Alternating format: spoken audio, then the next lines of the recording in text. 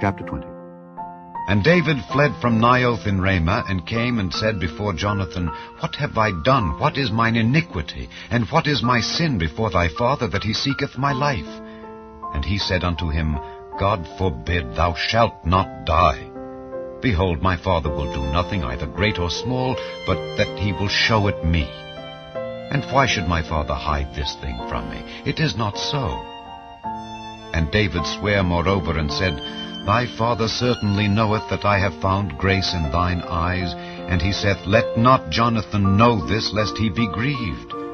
But truly, as the Lord liveth, and as thy soul liveth, there is but a step between me and death. Then said Jonathan unto David, Whatsoever thy soul desireth, I will even do it for thee. And David said unto Jonathan, Behold, tomorrow is the new moon, and I should not fail to sit with the king at meat. But let me go, that I may hide myself in the field unto the third day at even. If thy father at all miss me, then say, David earnestly asked leave of me, that he might run to Bethlehem his city, for there is a yearly sacrifice there for all the family. If he say thus, It is well, thy servant shall have peace. But if he be very wroth, then be sure that evil is determined by him. Therefore thou shalt deal kindly with thy servant, for thou hast brought thy servant into a covenant of the Lord with thee. Notwithstanding, if there be in me iniquity, slay me thyself. For why shouldest thou bring me to thy father? And Jonathan said, Far be it from thee. For if I knew certainly that evil were determined by my father to come upon thee, then would not I tell it thee? Then said David to Jonathan, Who shall tell me? Or what if thy father answer thee roughly? And Jonathan said unto David, Come, and let us go out into the field. And they went out both of them into the field. And Jonathan said unto David, O Lord God of Israel, when I have sounded my father about tomorrow any time, or the third day, and behold, if there be good toward David, and I then send not unto thee, and show it thee, the Lord do so, and much more to Jonathan. But if it please my father to do thee evil, then I will show it thee, and send thee away, that thou mayest go in peace. And the Lord be with thee, as he hath been with my father. And thou shalt not only, while yet I live, show me the kindness of the Lord, that I die not, but also thou shalt not cut off thy kindness from my house forever. No, not when the Lord hath cut off the enemies of David, every one from the face of the earth. So Jonathan made a covenant with the house of David, saying, Let the Lord even require it at the hand of David's enemies. And Jonathan caused David to swear again, because he loved him, for he loved him as he loved his own soul. Then Jonathan said to David, Tomorrow is the new moon, and thou shalt be missed, because thy seat will be empty. And when thou hast stayed 3 days, then thou shalt go down quickly, and come to the place where thou didst hide thyself when the business was in hand, and shalt remain by the stone Ezel. And I will shoot 3 arrows on the side thereof, as though I shot at a mark. And behold, I will send a lad, saying, Go find out the arrows. If I expressly say unto the lad, Behold, the arrows are on this side of thee, take them, then come thou, for there is peace to thee, and no hurt, as the Lord liveth.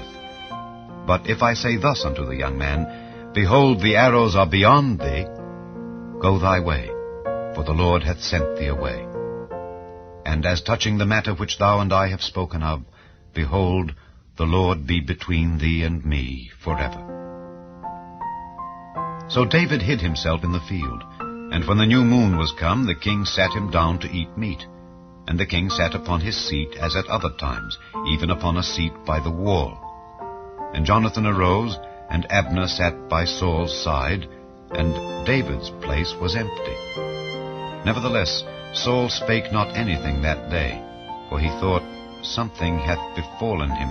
He is not clean. Surely he is not clean. And it came to pass on the morrow, which was the 2nd day of the month, that David's place was empty. And Saul said unto Jonathan his son, Wherefore cometh not the son of Jesse to meat, neither yesterday nor today? And Jonathan answered Saul, David earnestly asked leave of me to go to Bethlehem, and he said, Let me go, I pray thee, for our family hath a sacrifice in the city, and my brother he hath commanded me to be there. And now, if I have found favor in thine eyes, let me get away, I pray thee, and see my brethren. Therefore he cometh not unto the king's table. Then Saul's anger was kindled against Jonathan, and he said unto him, Thou son of the perverse rebellious woman, do not I know that thou hast chosen the son of Jesse to thine own confusion, and unto the confusion of thy mother's nakedness?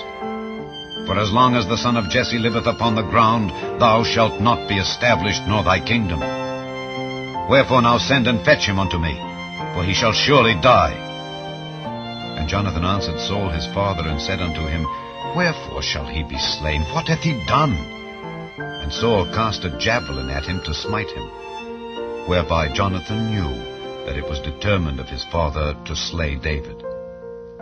So Jonathan arose from the table in fierce anger, and did eat no meat the 2nd day of the month, for he was grieved for David, because his father had done him shame.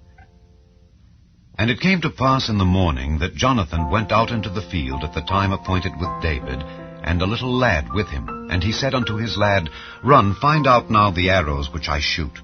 And as the lad ran, he shot an arrow beyond him. And when the lad was come to the place of the arrow which Jonathan had shot, Jonathan cried after the lad, and said, Is not the arrow beyond thee? And Jonathan cried after the lad, Make speed, haste, stay not. And Jonathan's lad gathered up the arrows, and came to his master. But the lad knew not anything, only Jonathan and David knew the matter. And Jonathan gave his artillery unto his lad, and said unto him, Go, carry them to the city. And as soon as the lad was gone, David arose out of a place toward the south, and fell on his face to the ground, and bowed himself 3 times. And they kissed one another, and wept one with another, until David exceeded. And Jonathan said to David, Go in peace, forasmuch as we have sworn both of us in the name of the Lord, saying, The Lord be between me and thee, and between my seed and thy seed forever. And he arose and departed, and Jonathan went into the city.